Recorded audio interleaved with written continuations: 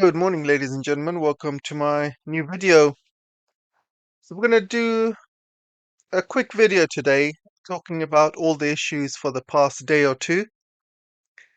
And if you haven't subscribed already, make sure you subscribe on my new channel. It's called Multipolar World Order. And as you can see, over, I believe, 1,150 of you friends have moved across. And you can see from the views on the right hand side, and there's a lot of videos that you have not seen, so make sure you head over to that channel and check these videos out. And you can see by the views, if I've got 1150 viewers, you can see from the average views, I do get in average, let's just say 700.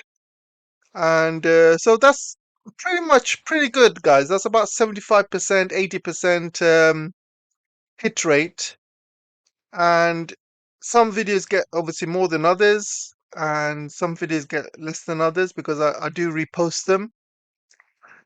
And it is pretty good. If you got 1150 subscribers and you get an average of around 700, give or take 700, then you know it is a very good hit rate, and this will just grow over time.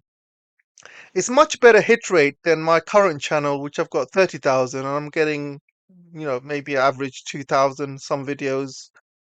So this is why it's very good to kind of get this new channel moving. So if you haven't subscribed already, make sure you do so and start watching some of these older videos that you probably have not seen already. Anyway, without further ado, guys, let's start with the show. So there's a story going around that Iran has got a nuclear weapon. And this story has been making its rounds for the past 2 days. And those of you who follow my channel will know that I have been saying actually for a long time that Iran does have nuclear weapons. And I've been saying that for quite a while. And they've had it in secret. Because think about it, guys. Think about it. Just, you have United States and Israel openly attacking Iran. They are openly threatening to destroy Iranian civilization. They are openly talking about killing mass Iranians on a huge scale, and Trump is just literally bragging about it as well. And we know Israel has nukes as well, and you can see what Israel has done to its neighbors. Gaza's completely destroyed, killed God knows how many people, and now they're hell bent on destroying Lebanon. And you can guarantee they would use it. They would use any chance they get, they would use it against Iran. And the whole world will do nothing about it. Because look, they have been allowed to get away with what they've done with Gaza, and they've been allowed to get away with what they're doing to Lebanon. The world is doing nothing about it, guys. Nothing. And they will do nothing if they drop a nuke on Iran. I guarantee you that. So if you were the leader of Iran, right? If you were the leader of Iran and you had the capability of building nuclear weapons, and you have the capability because obviously what we know as a fact, Iran has a full life cycle um, of a nuclear program, which means that they can produce um, basically up to 60% of enriched uranium. We know that for a fact because the IAEA have confirmed it, and they do various, i- various kind of checks over the years and stuff. And Iran has had this skill set for many years. The IAEA have been checking Iran for many years. It was until Obama, the JCPOA, that the inspectors were allowed in to Iran, and they were inspecting all of Iranian. kind of the nuclear life cycle. So we know that Iran has the capability, and if they have the capability to enrich uranium to 60%, you can guarantee they can go a little bit higher and go up to 90%. And if you can enrich up to 90%, then that is good enough for a nuclear weapon. The only thing that the West wasn't sure about is the delivery system, because they weren't sure if Iran had the means for a delivery system of a nuke. And that's been confirmed that they do. Because think about it, guys. If Iran can fire hypersonic missiles from Iran all the way to Israel, and these missiles cannot be stopped, we know that we know that Israel has been absolutely pounded by these missiles, as well as American bases throughout the region. So we know that Iran has got the missiles to really do a lot of damage. So think about it, guys. If a country has got the capability to build hypersonic missiles and throw them, thousands of miles away to a different country like Israel, do you not think they have the capability to put a nuke into those missiles and fire them across? Of course they do, guys. Of course they do. And I believe they've had this capability for a number of years. However, they have not put it in mass production, mainly because of a fatwa. And this fatwa was done by the Grand Ayatollah, which they killed. And Grand Ayatollah he put this fatwa before all of these attacks were done on Iran. So imagine if Israel and America had attacked Iran years ago, right? That fatwa, I believe, would have been null and void. And this is one of the reasons why Iran wasn't attacked over the few, years ago when we had Obama and when we had other presidents. They knew that if they started attacking Iran, that fatwa would be null and void, and Iran would pursue a nuclear weapon to protect themselves. So I ask again, guys, if you're a country and you are being attacked left, right, and center, these leaders, Western leaders were basically saying they're going to destroy your whole civilization. The world is doing nothing to stop it. Like Europeans say nothing, and the UN Security Council is pretty much useless. It's not there to help you. So what do you do as a country? Of course, you're going to pursue nuclear weapons to protect yourself. Of course, you're going to do it. And if you have the means and the capability to do it, why not? This is the same thing that happened with China at the time. China was fighting the Americans and the UN in the Korean War, and China and North Korea, if once they drove the forces all the way out of Korea, guys, all the way up to Busan, I believe, and then they fought back, and it was just like a tug of war. They were just going back and forth, and General MacArthur at the time, he wanted to nuke China, and this was very widely known. He was all over the papers and everything at the time. Obviously, I wasn't there, but I can see historical records. And he was threatening to nuke China, not just with one nuke, but probably hundreds of nukes. That's what he said. He wanted to nuke all the big cities in China. And obviously China at the time didn't have any nukes. And this is why China and North Korea agreed to the border in North Korea to split North Korea and South Korea.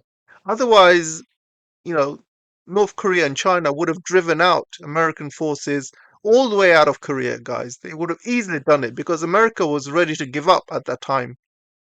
Now, we know that America doesn't like long wars, and they cannot sustain, long wars, and they were ready to go out. They were losing a lot of men. They were losing a lot of money, and they were literally ready to lose. but because of their nuclear weapons, they had an advantage. That's why they forced this peace process. And technically, North Korea and South Korea are still at war. They haven't, concluded their war yet.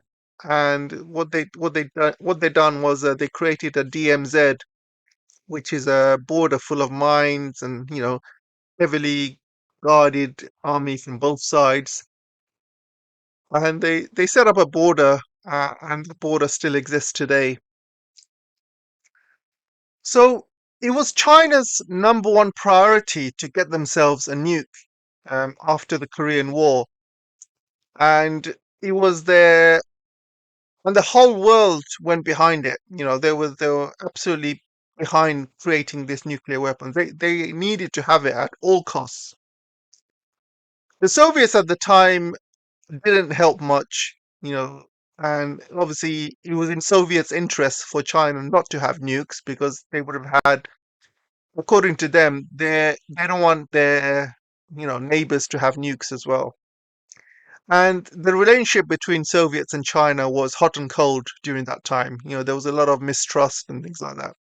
So the Soviets didn't help. The Chinese did it all by themselves, and eventually they managed to produce a nuke. I believe around 1964, and they tested it around 1967. So the whole world knew that China had nukes. And let me tell you something, guys. And then China was more ready for America during the Vietnam War. And not a lot of people know about this during the Vietnam War. And I'm going to kind of educate you guys. A lot of people don't know this. But during the Vietnam War, America did the same thing again. They wanted to split Vietnam into two parts, North Vietnam and South Vietnam. And this Vietnam War went on for a long time. We know America was losing a lot of troops and they were losing a lot of money. The will to fight in Vietnam was no longer there. And they tried to do the same thing with Vietnam. They wanted to put a huge border, like the DMZ border, in Vietnam. That was part of the negotiations that they did. But Vietnam rejected it, and China rejected it because at the time China had nuclear weapons. So the Americans couldn't, they couldn't threaten Vietnam or China or any surrounding countries with nuclear weapons anymore because China had them. So they couldn't use the same tactics like they did with North Korea and forced a border. So eventually, Americans were negotiating, similar to what's happening with Iran right now. They negotiated and negotiated, and as time went on, they were losing more money, more troops, and the will to fight completely disappeared from America, and they just left. They just left Vietnam, and Vietnam won, and the rest is history. And so the main reason that Vietnam won was because China had nukes. If China did not have nukes, you can guarantee what would happen in Vietnam would have been same as what's happened in Korea. They would have split the country, and they would have threatened to use nukes, to kind of force their hand. So things change with the nuclear weapons, and if you have nuclear weapons, you have greater control, you have greater bargaining power. So it's very, very important to have nuclear weapons, for Iran.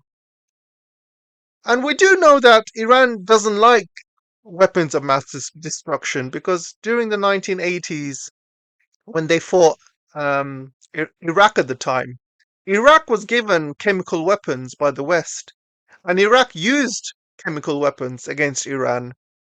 And many Iranians died because of these chemical weapons.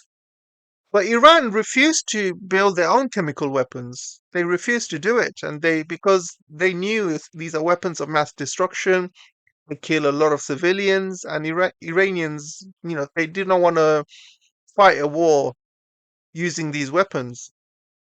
But eventually, Iran won the war. Eventually, they won, and and y- and Iraq at the time was heavily armed by the West, the American. They were using all of the latest gear, and still they could not beat the Iranians. And it was a very long bloody war, guys. It was around 10 years or so.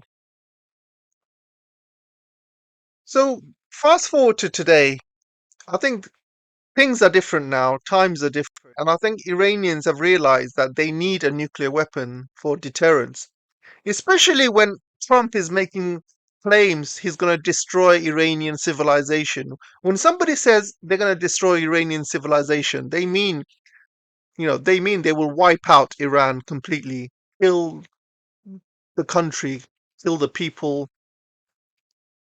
So people in Iran are very, very favorable towards having a nuclear weapon, and especially after Trump's threats. And I believe after Trump's threats, Iran had, fast forwarded their nuclear weapons program. And also the fatwa pretty much disappeared after they killed the Grand Ayatollah Khomeini as well. So that was a major, major own goal. If the Grand Ayatollah Khomeini was still alive, and we could have worked out another JCPOA, for example, and they could have, done something like that without firing any weapons.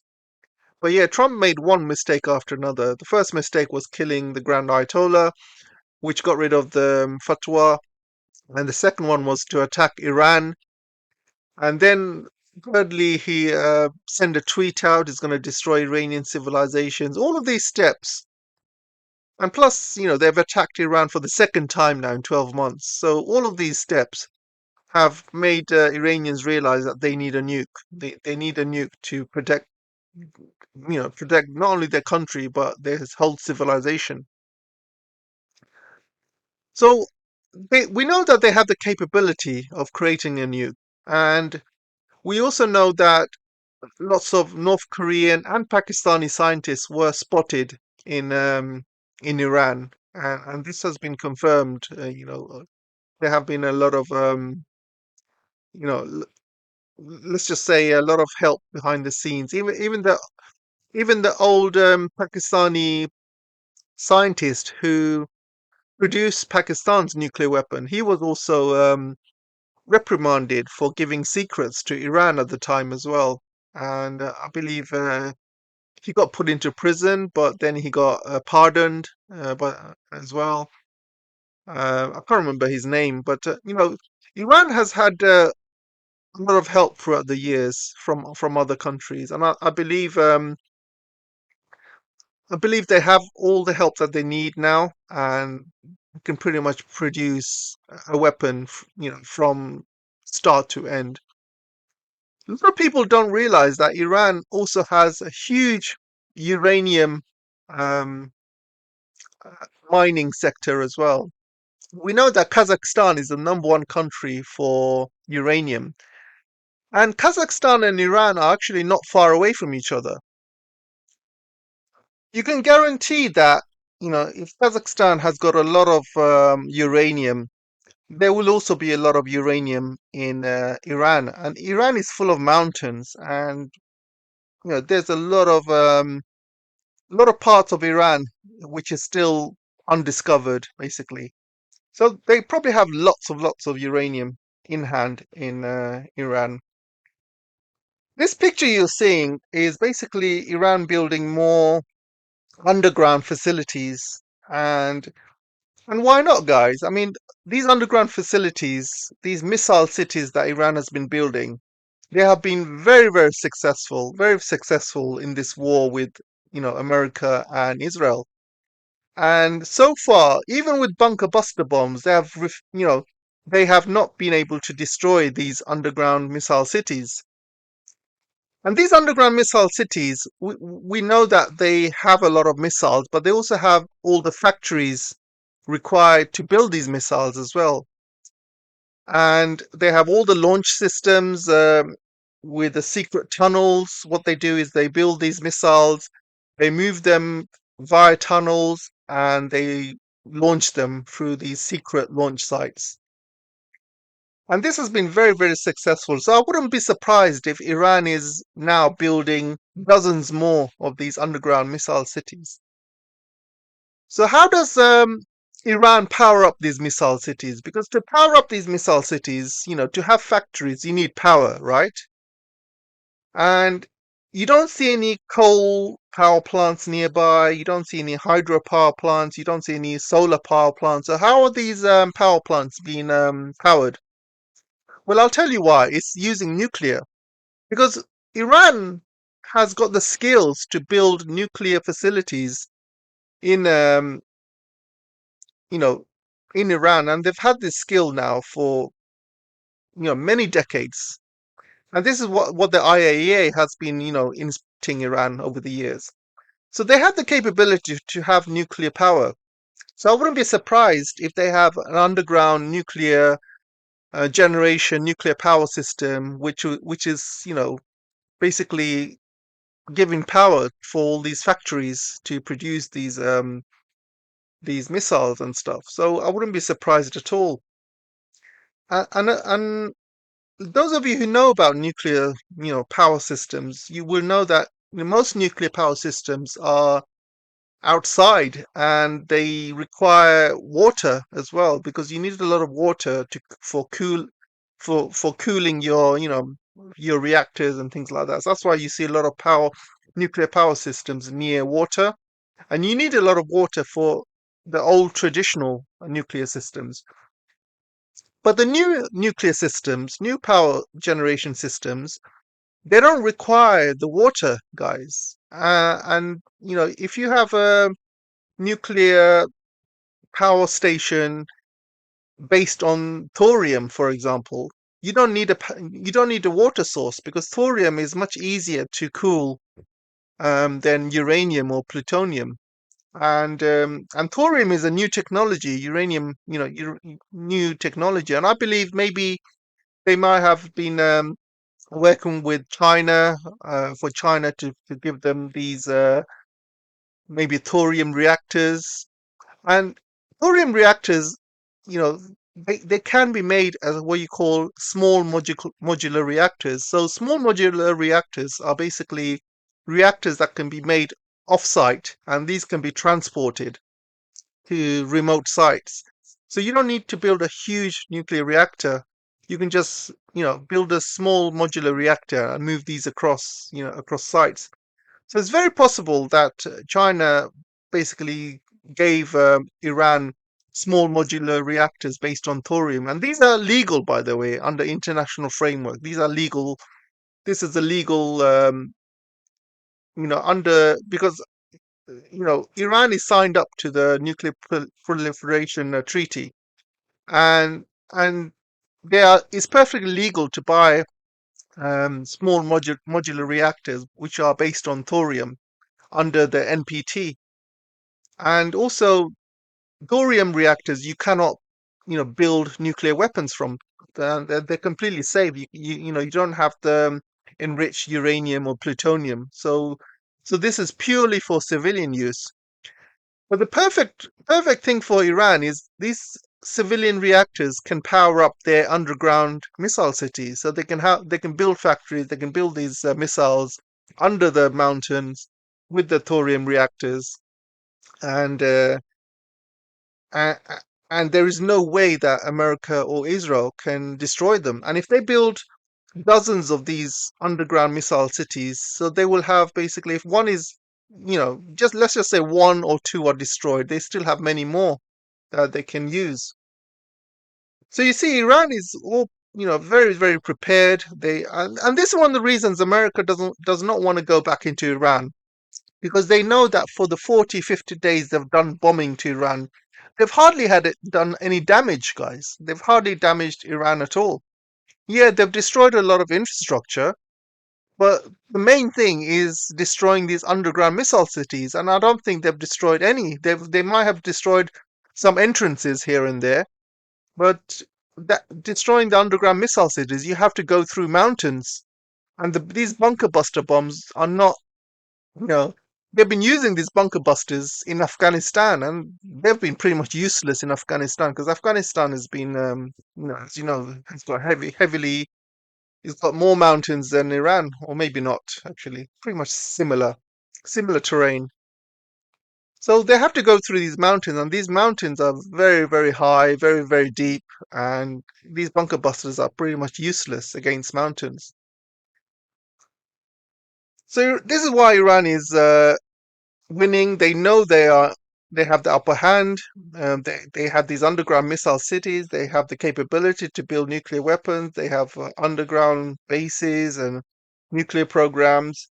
So America knows that they have no cards whatsoever. And I wouldn't be surprised if they have built, a dozen new nuclear weapons.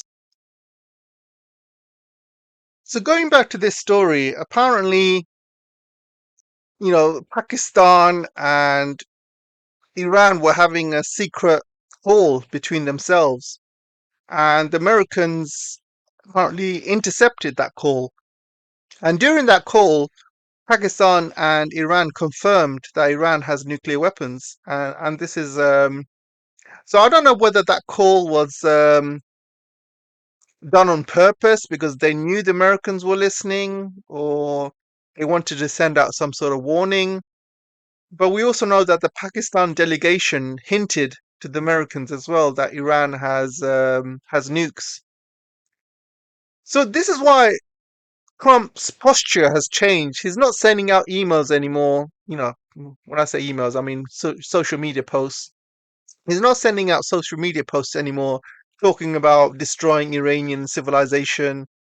Also, if you can see that when Iran attacked Kuwaiti bases last few days, Trump has been very calm about it. He's been saying, "Oh yeah, we attacked them, they attacked us," blah blah blah. There's no like, wait, there's no like unconditional surrender. We will not stop until they surrender. Not all this like. He's been very very calm about it, and the reason he's been calm about it is because he doesn't want to antagonize or escalate things further with Iran, because I think he knows that Iran secretly has nukes. And anyone that knows Trump is always nice to people that have strength and power. So if you show strength, if you show power, if you show genuine, you know, you can fight America to the last man kind of thing. You can fight America and survive and win. Trump will respect you. And you can see from his language recently, he respects Iran a lot. And I believe they know that Iran has secretly built some nuclear weapons. I do not think that Iran will test any nukes, though. I do not think they will do that because I think Iran will keep this as a secret. And the reason they will keep it a secret is because Israel keeps it a secret. Israel neither confirms or denies they have nukes, but the whole world knows they do. Same way, Iran will not confirm or deny that they have nukes. And the reason is because obviously they've signed on to the NPT treaty, so they're not allowed to have nukes according to that treaty. Secondly, they don't want other countries to have nukes as well. Like if they announce they are a nuclear power, then Saudi Arabia will want nukes, then Kuwait will want nukes, UAE will want nukes. So they have to keep it a secret, and this is why they kept it a secret all these years, and they will carry on keeping it a secret.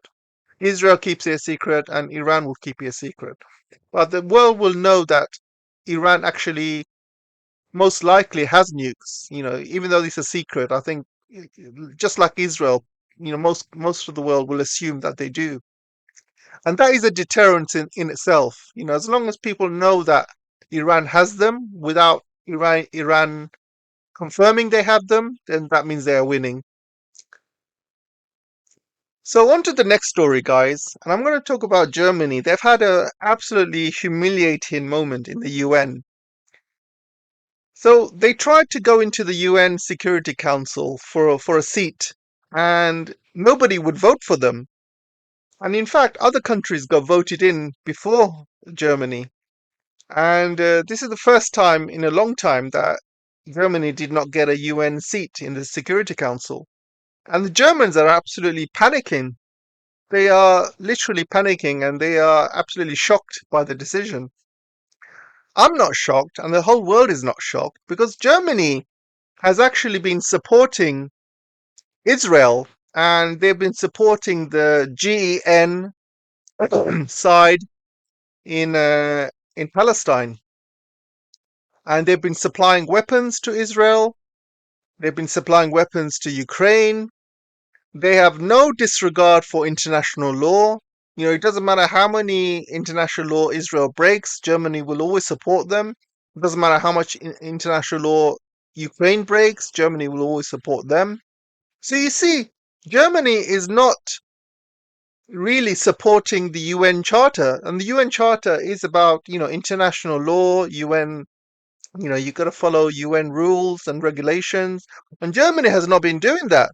So why do they expect people to vote for them in the UN seat, in the UN Security Council, when Germany itself doesn't look at international law?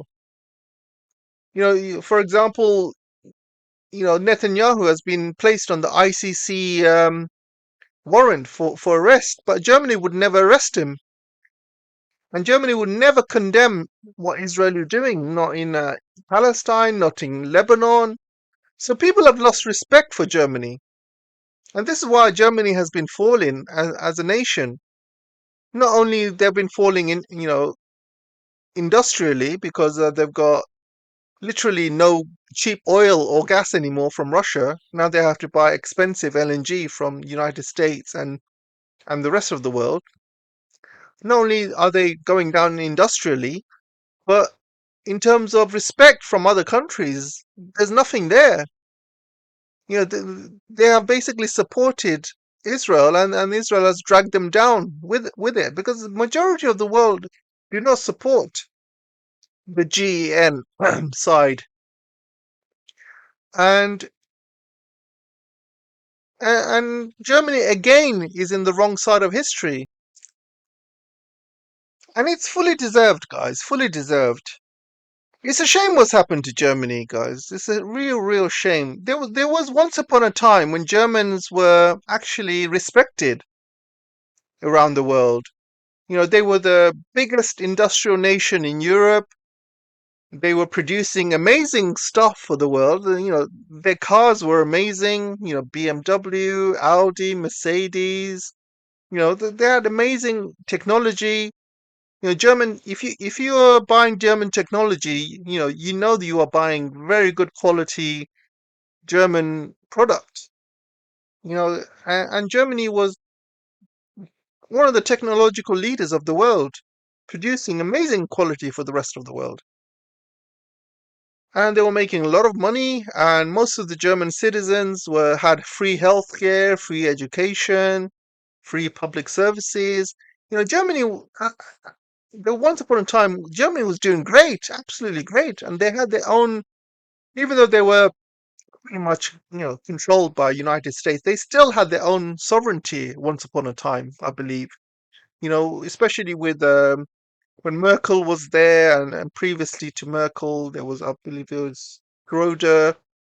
You know, those are the good times with Germany, and they had some sovereignty because, end of the day, if you think about it, Germany and Russia agreed on the Nord Stream, despite American and Western objections. At the time, I remember, Trump was not happy about it, and also, the Americans tried everything to stop Germany to build this Nord Stream pipeline to Russia. But the Germans didn't listen. They still went ahead and did this pipeline with Russia. And those were the times when Germany had some sort of sovereignty. You know, they pretty much did whatever's in their best of interests, which is what every country should do.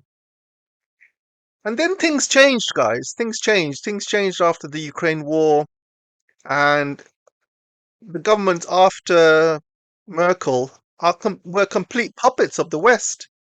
You know, you had this new, you obviously got this new guy, but before him you had Scholz, who was a complete puppet of Biden, and he cancelled the Nord Stream. He allowed Americans to blow it up, and Germany has been an embarrassment ever since. And just to let you know, guys, one of the Nord Stream pipelines is still operational. You know, when they build a pipeline, they usually build two pipelines because one is where all the gas comes from and goes to. But they also build another pipeline, which is like a backup pipeline in case the first one, gets shut down. So the backup pipeline is still operational. So if the Germans wanted, they can easily switch that on and they can get deliveries from Russia if they wanted. But no, the Germans are completely, they're completely, complete puppets. They don't think about their own people, their own businesses. Now German businesses are shutting down everywhere. German businesses are moving abroad. They have also shut down all of their nuclear power plants as well. So they literally have no power, guys. They have to burn coal power and they have to buy expensive LNG to keep the country going. It's one disaster after another. They have become an absolute joke of the world, and this is why I'm not surprised nobody voted for them in the UN. Absolute shame what's happened to them. And here is Putin actually confirming that there is Nord Stream 2 pipeline. One of them is still intact. He said, if the Germans wanted, politically they are not allowed to because Americans said no. But if the Germans really wanted to, they can get cheap gas from Russia. And it was quite funny because I actually listened to this press conference by Putin. I like listening to Putin's press conference. This is the only leader in the world who doesn't need a script, who doesn't need a teleprompter, who says things as it is, and he doesn't mess around with his words. You can compare him to Trump, but the problem with Trump, we know that Trump just lies and lies and lies. But when Putin speaks, you know that he's speaking the truth. And there was a moment in this press conference where some Indian reporter said that Pakistan is a puppet of China. Some Indian reporter just said that, and and Putin said no, Pakistan is not a puppet of China.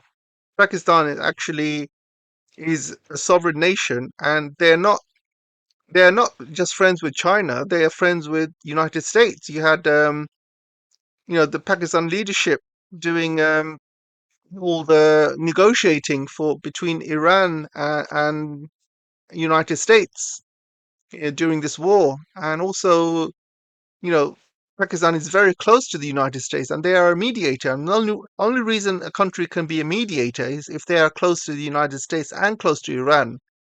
So, this Indian reporter got completely shut down by Putin. Anyway, let's move to the next one.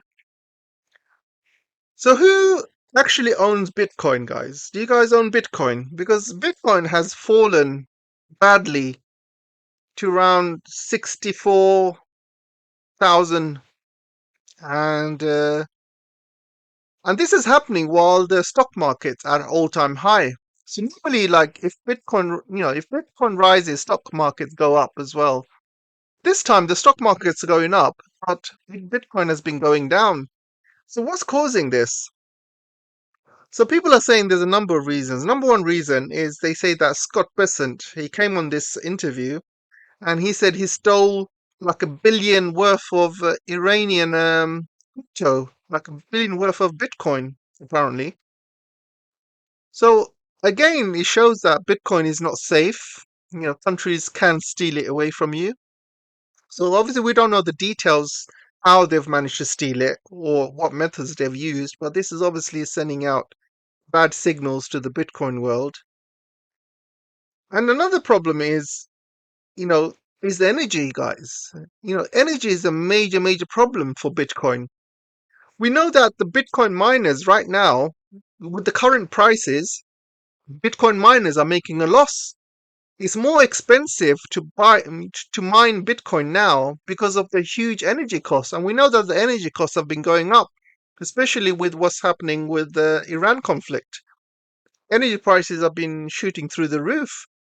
So a lot of these Bitcoin mining companies, their energy, you know, bills and prices and electricity bills is just not sufficient. It's just too high and it's just not sufficient or value for money to mine bitcoins anymore.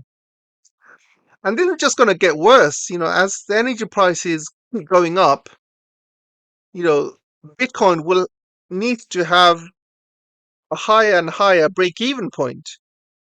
And right now it's much lower than the break even point. So if Bitcoin miners cannot make money, you're going to see lots of Bitcoin miners just giving up. And if the Bitcoin miners give up, then that's a huge problem for Bitcoin. Who's going to actually confirm the transactions and things like that? So there's also another reason as well. I don't know if you guys have heard of Michael Saylor. Michael Saylor, he's been buying a lot of Bitcoin over the years. He probably owns more Bitcoin than anyone, any company, any country. And he's been recently selling his Bitcoin as well, and because he has to pay off his investors and shareholders dividends, and he doesn't have any money to pay the dividends. So what he's forced to do now is sell off his Bitcoin. And as the Bitcoin price goes lower and lower, he's recently had to be he had to be forcing some sales of his Bitcoin. And this is basically really bad news for the Bitcoin community, because he has been promising the Bitcoin community he would never sell. But now he's selling, and he's, the biggest holder at the moment of Bitcoin. And there's another issue as well. You have Dubai. Dubai is like the Bitcoin capital of the world, right? All the Bitcoin millionaires and billionaires, crypto bros, they call them, they are mostly in Dubai because Dubai is crypto friendly. You can buy houses, cars with crypto. So they're very, very crypto friendly in Dubai. But as you know, Dubai has been suffering huge economic problems because of this war. And because of the Hormuz Strait is still blocked, no shipping is going in and out of Dubai. And Dubai is supposed to be the most busiest port in the world. And so Dubai is really suffering. People are leaving Dubai. All the crypto bros are leaving. And because the prices of cryptos are going down, lots of these crypto bros are going bankrupt because a lot of them obviously trade in cryptos. And there comes a certain point when you're trading, and if it goes below a certain value, you become liquidated. It means that you've lost all your money. For example, you know, if you bet on Bitcoin going up and you buy a lot of Bitcoin, and then suddenly the price goes down and down and down, it goes to a certain point where you basically make such a loss that you cannot cover your loss, and you basically lose your money. You become, you get a margin call, as they call it.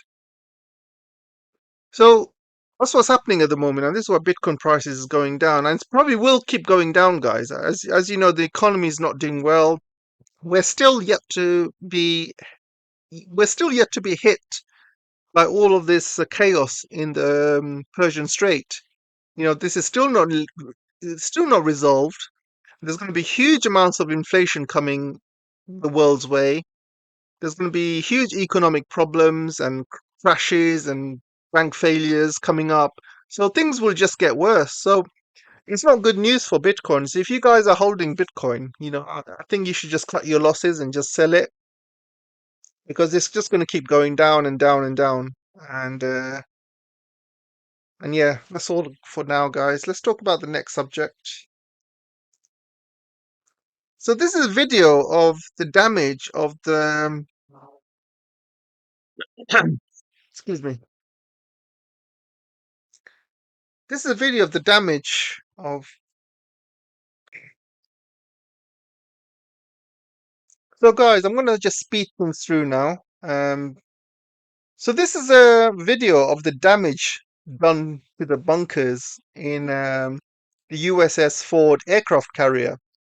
And remember when they told you there's no damage to the aircraft carrier, everything was fine, and stuff like that. And you can see the damage. It looks absolutely filthy, guys. It looks absolutely destroyed. And this is inside the aircraft carrier. These aircraft carriers are America's pride and joy.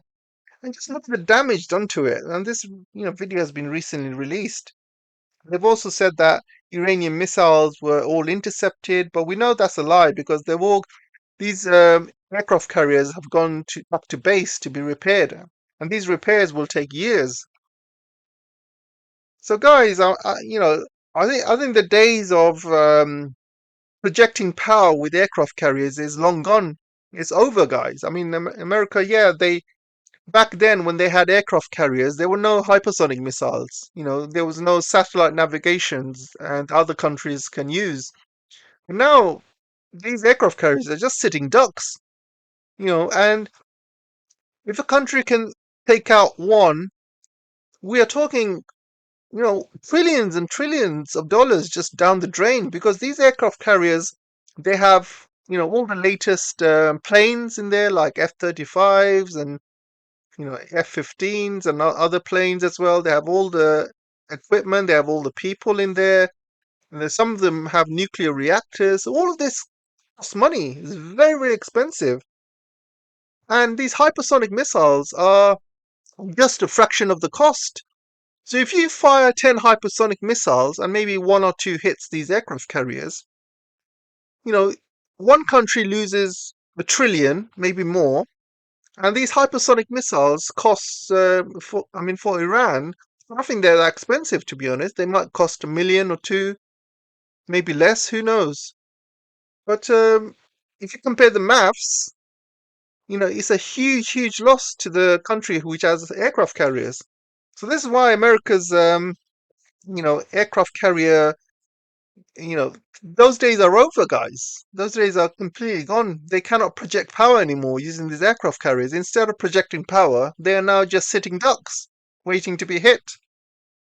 And especially now with satellite navigation systems like the Chinese Beidou system, you can pinpoint, you can pinpoint a missile to hit a pin, or you can pinpoint a missile to hit an ant, for example. They are that accurate. So this is why these aircraft carriers, they are no longer useful to the United States. They're just hunks of junks. Let's move to the next story, guys. And recently in the Congress, Rep Punna has confirmed that 1.2 trillion has been approved for war, which is 65% of United States budget. And look at this is the Iran war, and it's gone over 100 billion. And a lot of you might say, hang on a second, the Iran war is over. Why are they still spending? Well, I'll tell you why. Because America is still blockading, Iran. They are trying to blockade Iranian ships and other ships from going through, and it costs a lot of money. You got to patrol the seas. You got to use intelligence. Your ships have to use up a lot of energy. They got to go up and down the Indian Ocean, and it costs a lot of money, guys. And a couple of days ago, they were having a tit for tat with Iran. They obviously attacked Iranian ships and Kashmir Island, and Iran fought back and destroyed some American bases. All of this costs money, all of it. And you can see now it's gone over 100 billion, and that's going to keep going up. Imagine what America could have done with 100 billion, guys. Imagine what they could have done. Anyway, let's move on to the next story. And yeah, I just wanted to kind of there's a lot of people online talking about Tiananmen Square. But I want to show people that this guy basically, which the West used this image all over the world that this guy was in front of the tanks. He's so brave, things like that. The only reason he did that is because he knows, the Chinese government will not run him over when the world's cameras the world's cameras are looking. But they wouldn't do that. The Chinese government will not run over people with tanks. That's not what they do. But the whole world painted China as a monster at the time. Because I remember when I was a kid, all these images were all over the world. they were using this guy's image in front of the tank, saying, "Oh, look at this brave Chinaman." And I read at the time, everyone was talking about it. I read that he died, that the Chinese run him over. Obviously, there was no evidence at the time, but all the press was going along with it. And back then, people believed it because people didn't really have social media back then, or didn't really have alternative news outlets. So you have to believe what the press used to say to us. So people in the West used to believe that this guy got run over, and they were coming up with stories about thousands of people died and things like that. It's all fake, guys. Nowadays when you wake up, you realize media is full of lies. They push propaganda. They push a lot of it pushed by the CIA. And this was clearly a color revolution which failed. This was clearly a color revolution against China, which failed badly. And they tried to do the same thing to Iran. Yeah, that failed. But many other color revolutions passed. Weaker countries, they pretty much fall for it. For example, they fell for it recently in Bangladesh. They fell for it in Egypt, and they called it the Arab Spring. But it happens a lot around a lot of countries. It happened in Ukraine as well. So this is obviously a failed CIA operation, and this is why the West has been absolutely, you know, pushing out this false narrative that China is a monster. They run over their own people, which is false. And you can see from this image, his friends took him away. He didn't get run over. So you cannot believe anything coming out the West, especially when it comes to Tiananmen. And they would use any propaganda to paint China as the villain, as the bad guy. They would try anything. And that's what they've been doing over the years. And they still got people, like there's people are still posting all over the X. And you have Marco Rubio mentioning it as well. He posted that, this is the anniversary of Tiananmen Square, and that's what Marco Rubio said. And obviously, this is one guy who the Chinese allowed to come into China. And I said at the time he should not be allowed to come into China because of his anti-Chinese rhetoric. And he's still at it. He's still making up these lies. So I think China should not allow this guy back into China. Sometimes China is too soft, I'm telling you. But yeah, guys, all of this lies, all of this propaganda, I'm not gonna even bother talking much about it anymore. I'll let you guys make your own decisions. Anyway, I'm gonna end it for now, guys. Take care for now, and I'll see you in the next video. And don't forget to check out part two. Part two videos on my new channel. Make sure you head there, subscribe, and I'll see you guys shortly. Take care.